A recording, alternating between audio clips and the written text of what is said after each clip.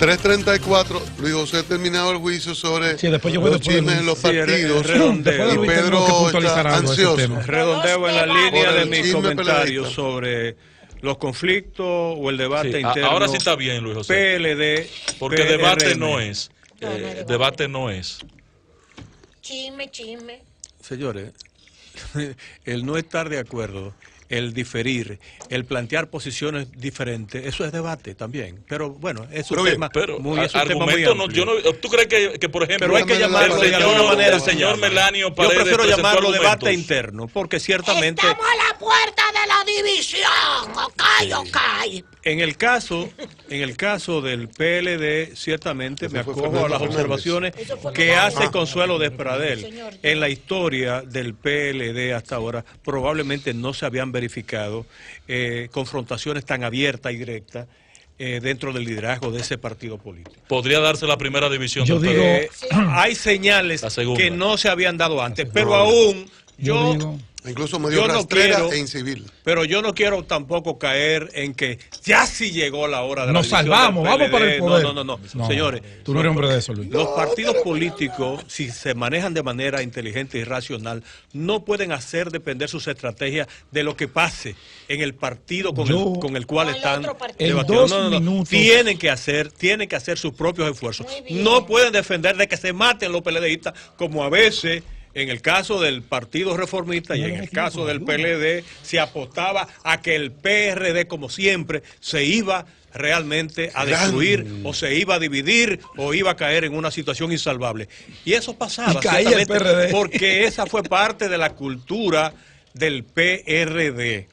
Del viejo PRD. Del viejo PRD. Sí, porque ahora lo resolvieron con la unanimidad. Ya. Ahora el PRD resolvió su problema con la unanimidad. Ya solamente se acepta una sola línea, un solo pensamiento, nadie fue con una sola dirección y un solo liderazgo. No, pero escúchame, eso no es así tampoco. No, pero no es así, Chávez. Pero tú puedes estar en desacuerdo conmigo. No, pero perdóname. Esa es una opinión que yo expreso y que comparte mucho. Sí, pero no puedo, sí, la pueden compartir todo el mundo, pero no es la verdad. Bueno, no es la verdad, porque yo estaba ahí y a mí nadie me puso una pistola en el pecho para que yo fuera y levantara la mano. No, ahí la gente fue entusiasta y voluntariamente. Esto es así. Ni siquiera transporte se distribuyó, Chávez, para que la gente viniera del interior. Y te lo digo yo, que tengo a mi cargo una provincia completa. Yo expresé una lectura de lo que pasó en la convención de Pero no me saquen el tema de ahí, que yo tengo que opinar con lo que tú estabas diciendo. Espérate, ingeniero Costa. Adelante, 30 segundos. Lo que pasa, sin embargo, y yendo al segundo caso, el PRM, lo que está pasando ahí, ciertamente, hay contradicción. Claramente hay contradicción. Y es natural que así sea. Ahora, déjeme decirle, nunca en la historia del PRD se dio un debate interno en términos tan mesurados, tan inteligente y racional como el que se está dando ahora en el PRM. Y eso se vivió en la campaña interna del 2015-16.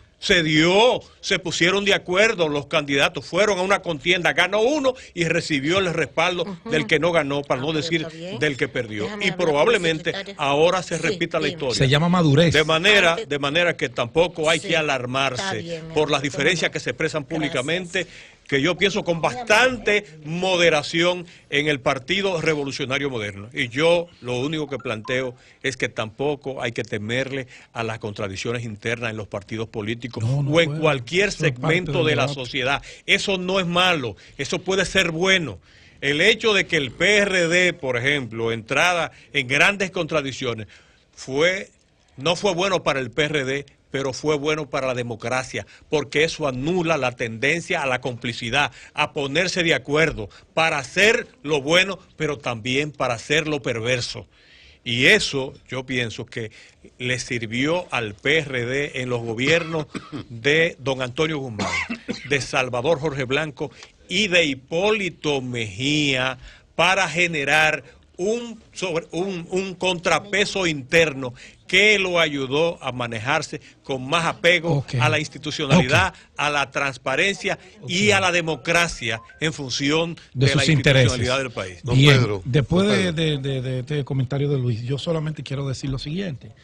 Mira, el tiempo electoral, preelectoral y postelectoral habla por sí solo. Lo que está pasando en el Partido de la Liberación Dominicana Lo único que tiene de novedoso es que hay un expresidente del mismo partido en la banca esperando un turno al bate para volver a hacer y dar su jonrón. Y ese es Leonel Fernández. En el 2007, cuando Danilo enfrentó a Leonel Fernández, no había sido presidente de la República. Por ende, no tenía la fuerza, no tenía ese liderazgo y ese peso político hacia la sociedad dominicana, sí hacia lo interno, no en la misma medida que tiene Leonel en este momento. En el 2011 vuelve y se reedita. Leonel Fernández completa a punto de completar el periodo constitucional 2008-2012. Se abre una compuerta y muchos entienden que porque en el 2007 hubo un enfrentamiento que Danilo entendía que Leonel tenía que bajarse del tren para que él se subiera y que ellos tenían un acuerdo de palabras, porque nunca se pudo sacar un acuerdo escrito entre ambos líderes, en un acuerdo de caballeros, un acuerdo de palabras, en donde Leonel prometió que él iba 2004-2008 y que Danilo podía ir. Por eso lo hicieron presidente del PLD. En el 2008 sin ningún problema hasta el 2012 y se iban a ir sucediendo uno al otro en la presidencia de la República, malogrando así el liderazgo como lo han malogrado de todos los que venían detrás. Sí, no, porque es así, doña. Entonces, ¿qué trae el 2011? Bueno, un grupo de miembros del comité político y del comité central con un aval en las bases del PLD y en toda su estructura, deciden ir por la candidatura. Ahora, ¿qué esperaban ellos? Unos esperaban a que el dedo mágico de Leonel mandara una línea a sus seguidores para que los apoyara y no apoyara a Danilo Medina bajo el entendido de que eso era insalvable. Porque Danilo le dijo a Leonel en el 2007 que lo venció el Estado. Está ahí, lo vivimos. Estábamos haciendo análisis ahí todos. Y en el caso mío, yo estaba dentro de uno de esos precandidatos. Y yo decía, señor, es un error pretender que un líder, sabiendo cuáles son las características de los líderes dominicanos, del mesianismo dominicano, va a inclinar la balanza hacia fulanito de tal. No lo hacen. No lo hacen porque la mezquindad política dominicana no permite eso. Entonces Leonel Fernández tenía a José Tomás, tenía a Franklin Almeida, tenía a Radamés Segura, tenía a Domínguez Brito. José Tomás. Si tú recuerdas, que hasta yo... Muy malo, por cierto. Entonces yo en su momento, esa campaña a mí no me gusta porque eso es supeditando tu participación a la voluntad de otro. Sobre todo de un otro que nunca ha dado señal de que tú le gustas. Sí. ¿Tú me entiendes? Lo dije en reuniones. Yo lo conozco. Y lo saben en la corte que lo discutíamos en privado. Entonces, eso hizo que todos entendían y todos venían con un discurso de que si Leonel me deja, yo voy. Que si él no va, yo voy. Sí. No fueron creíbles ante el electorado PLDista. Claro, pero había un sanjuanero que desde el 2007, cuando tomó la decisión de separarse en un palomar, se subió Leonel un palomar Fernández y de su obra de gobierno, y se fue y dejó todo el poder que tenía Danilo lo dejó y se fue a su palomar con un grupo de seguidores muy pequeño, por cierto, muy pequeño, a construir un proyecto presidencial. ¿Qué pasa en el 11? Leonel no tenía opción. Leonel podía decir, no, pero vamos a apoyar a Domínguez Brito, vamos a apoyar a José Tomás, o vámonos con Margarita, que por poco le echa un jabón al sancocho. Por poquito la doctora Fernández, Margarita Cedeño, de Fernández en el 2011, desarma ese partido. ¿Por qué? Porque si Margarita entraba y persistía con la inscripción de su precandidatura... Pelucho, salvaste el PLD. Óigame, doña... Ganaba. Pero claro, porque es que todo el leonelismo, con el gobierno incluido, se iba a inclinar hacia la candidatura de la doctora Margarita Cedeño. Y Danilo no iba a tener posibilidad alguna de ganar. Entonces, ese danilismo, más el José Tomasismo, más el Domínguez Britismo, minoritario por demás, se iban a incomodar y se iban a ir del PLD. Salvó Ferlucho al PLD. Entonces, qué bueno. Leonel inteligentemente... Leonel fue que la demandó. Leonel se sentó con su mujer y le dijo, mira, no es que tú no tengas las condiciones, es que si tú haces eso, mi liderazgo y mi partido se va a ir a la porra. Sí, yo estaba en Suiza entonces. Entonces, Leonel decide, para tener 3 nuevos retadores y 3 nuevos líderes a lo interno del PLD, o uno más, porque ya Danilo era un líder. Mejor yo tengo uno. Tenemos a Cristóbal Rodríguez. Y entonces por eso Danilo Medina. Pero no porque Danilo lo señaló Leonel. No, porque él una realidad virtual. Su proyecto y la realidad del 2011 era virtual, Danilo no, Medina. En el 20, no se hagan pajas mentales. Pero no se hagan. Pero por Dios, el virtual candidato. No se hagan masturbaciones mentales. Rodríguez en la línea. ¿Por qué? Y con esto termino antes de Cristóbal. Uh-huh. Y con esto termino, para no dejar la idea inconclusa.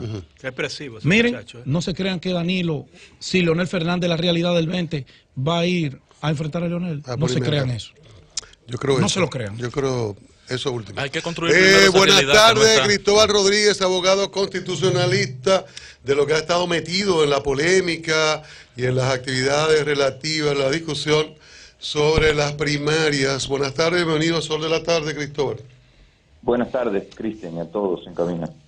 Qué bueno. Si nos puede sintetizar la opinión para comenzar de por qué las primarias abiertas no son inconstitucionales. Mira, lo primero es que la discusión se ha centrado en el supuesto de que la sentencia de la Suprema Corte de marzo del 2015 es un impedimento para que el Congreso pueda emitir una ley de un contenido similar. O que la sentencia sancionó el tema, Cristóbal. Y para que el Tribunal Constitucional pueda pronunciarse de nuevo sobre ese tema. Y son dos supuestos equívocos, errados. En primer lugar, porque la labor del Congreso es legislar. El control de constitucionalidad en República Dominicana opera con posterioridad a la ley. Y ninguna ley, por muy presuntamente inconstitucional que algún sector político considere que sea, puede frenarse el proceso de su conocimiento. El juicio sobre si es o no constitucional siempre debe ser posterior. Claro. Esa es la primera cosa. Lo segundo, porque lo contrario sería poner una mordaza a la labor del Congreso. Exacto.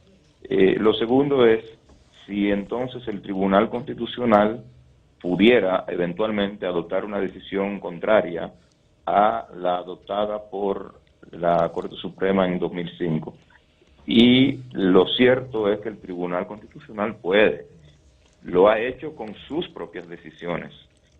Ya no estamos en el plano de lo hipotético. El Tribunal Constitucional hace pocas semanas modificó su criterio sobre a quién deben beneficiar o a quién pueden beneficiar las astreintes que impone el juez de amparo para garantizar la ejecutoriedad de las decisiones que toma. Desde el año 2002 el Tribunal Constitucional había dicho que no deben ser en favor de las partes, debe ser en favor de una institución pública. Hace pocas semanas dijo, se le puede reconocer en favor de la parte gananciosa. El Tribunal Constitucional modificó su criterio sobre el plazo para la interposición del recurso de revisión constitucional de amparo. Y así ha modificado muchos otros criterios. El tribunal, es verdad que el sistema de precedente impone condiciones, sobre todo condiciones que vengan con una adecuada motivación para el cambio de criterio, pero no puede ser, ni lo ha sido nunca en ningún lugar, un impedimento para el cambio de criterio. Claro. Ahora, Cristóbal, dos aspectos. Doña Consuelo hizo referencia hace un momentico a la parte infine del artículo de Leonel, ¿es correcto, doña Consuelo? Sí, Cristóbal, buenas tardes, doctor. Doña Consuelo, un abrazo. Un abrazo igualmente. Lo que me llamó la atención... Oye, este concepto que plantea... de lo que plantea el doctor Leonel Fernández... Que a mí me luce como un chantaje o... Dice, o sea, en el artículo que él escribe, usted sabe, en el Observatorio Global de los lunes, entonces él termina diciendo... Una cátedra. Sí. Eso, por supuesto, pondría seriamente en peligro la seguridad jurídica del país, el clima de negocios y el Estado social y democrático de derecho consagrado como principio constitucional en el ordenamiento jurídico nacional. sea, eso sería en caso de las cuestiones de las primarias. Entonces, que es algo que no es solamente un problema de partidos internos, sino que es algo universal. Porque se estaría violentando la decisión ya de la Suprema. Yo le pediría a doña Consuelo, que lo tiene a mano, que lea lo que está inmediatamente antes de eso que usted leyó. Muy bien, dice... No ha sido así. Sin embargo, desconocer lo consignado en el artículo 277 en lo referente a la ley de partidos políticos sería, al mismo tiempo, destapar una caja de Pandora en la que todos los casos judiciales que anteriormente habían adquirido la autoridad de la cosa irrevocablemente juzgada podrían ser nuevamente conocidos por ante las distintas instituciones jurisdiccionales. ¿Qué es lo que usted se está refiriendo? Ahí está el error. Sí. En el artículo del expresidente Fernández. Exacto. Está la discusión que se está escenificando en el país, no se puede sacar esa conclusión. Bien. Porque son cosas distintas. Porque lo que está diciendo es que todos los casos que ha decidido la Suprema Corte de Justicia y que tienen respecto del caso autoridad de la cosa irrevocablemente juzgada, pudieran ser sujetos de revisión. Eso es imposible. Y lo establece la misma Constitución. Eso sencillamente es imposible. Aquí no se está hablando de juzgar un caso. Sí. Aquí no se está hablando de juzgar una sentencia ni de revisar una sentencia. Aquí se está hablando de si el Tribunal Constitucional puede adoptar una decisión contraria a un criterio de la Suprema Corte de Justicia. De eso es que se está hablando. No es si se va a revivir la ley del 2004, no. Esa ley no se puede revivir.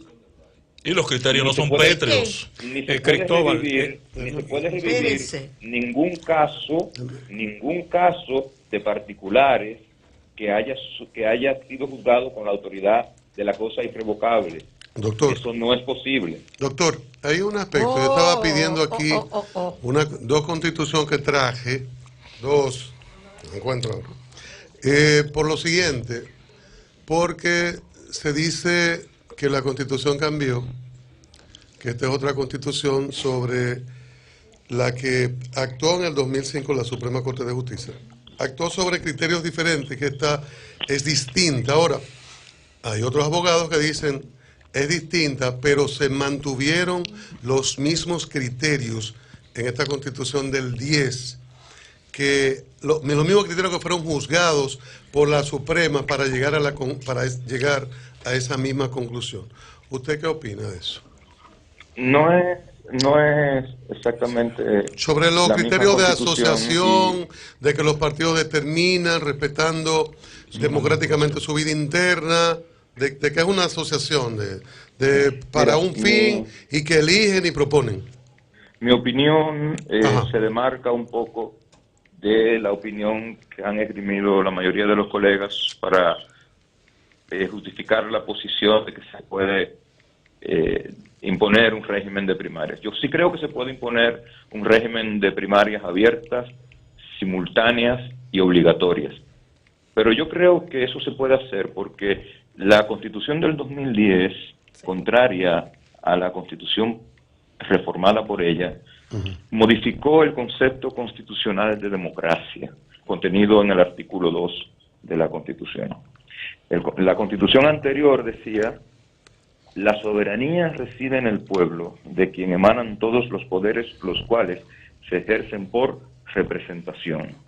La Constitución actual dice eso mismo, pero dice además: la soberanía reside en el pueblo, de quien emanan todos los poderes, los cuales se ejercen por representación o de manera directa a través de los mecanismos establecidos por esta Constitución. Pero están establecidos los mecanismos, doctor. Y las leyes. Están establecidos. Y las leyes. Si me permites explicarte, nos vamos a entender un chin mejor. Sí, adelante. Entonces, mira qué pasa.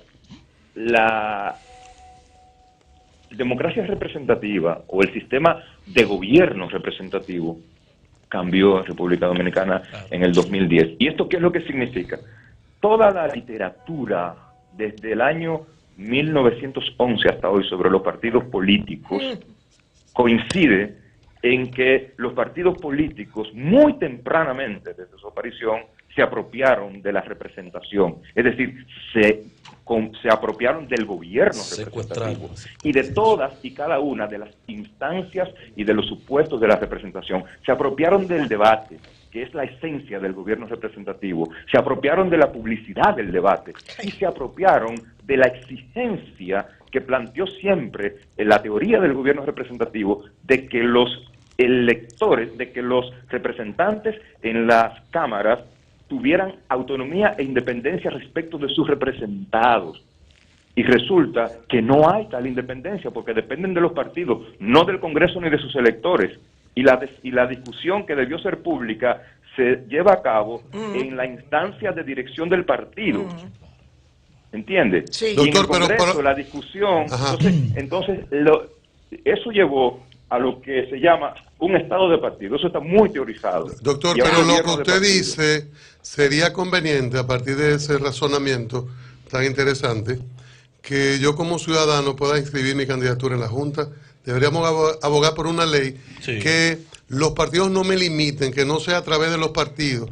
Y en vez de yo meterme en una obligatoria a través de los partidos, que yo pueda ir a hacer una inscripción directa como ciudadano. Sí, ¿No crees? Tendremos que ir alguna vez. Yo no creo que eso sea imposible. Eso es lo más democrático. Pero sí creo que los partidos políticos, en la medida en que son los órganos reales de gobierno, deben ser pasibles de un control mucho más intenso por la ciudadanía. Y voy a poner un ejemplo. Sí.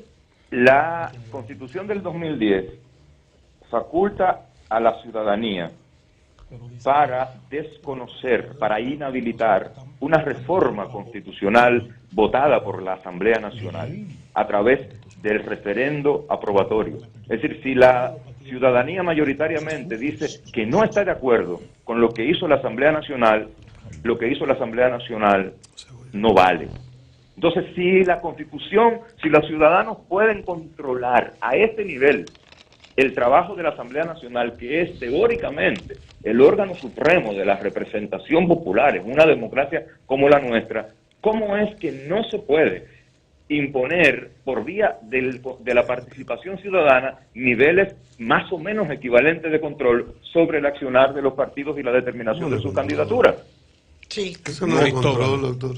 Cristóbal, ¿perdón? hablamos de lo que opina el presidente del partido de gobierno, que por demás es abogado con mucha experiencia, el doctor Leonel Fernández, experiencia en gestión institucional, en comunicación, y en tema de Estado, evidentemente. Claro. En tema de Estado. Esa constitución, entonces, eso lo dice Leonel Fernández, el presidente del partido de gobierno. Pero no solo lo dice Leonel, también lo dice el principal partido de oposición. ¿Qué dice? Reafirmado por una declaración justamente de las últimas horas de su asesor legal Antoliano Peralta, quien afirma que el proyecto de primarias abiertas viola los artículos 47, 277 y 216 de la Constitución de la República. El tema constitucional por un lado y el peso específico de las dos principales fuerzas políticas no amerita una ponderación. Se equivocó Antoniano. Sí, pero esa no es una discusión jurídica. Yo creo que hay muy buenos argumentos políticos para oponerse a las primarias abiertas. Políticos, doctor. Yo creo que hay muy buenos argumentos. Los mejores argumentos son políticos. Políticos.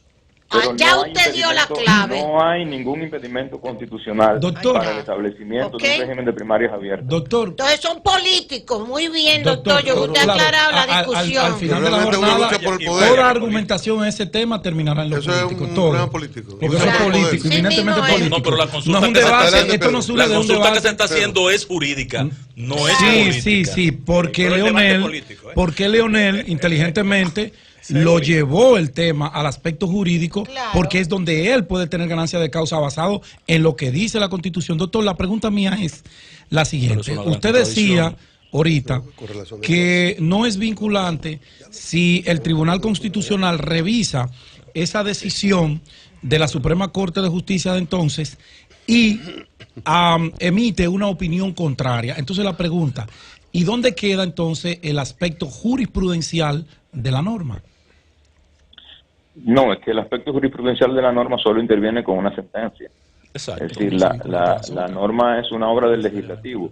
El tribunal, lo que yo he dicho es que el Tribunal Constitucional, de la misma forma en que tiene facultad reconocida por la ley, reconocida por su ley orgánica, para modificar su criterio, tiene atribución para modificar el criterio dado por la Corte Suprema de Justicia. Eso es lo que yo he dicho. Muy bien.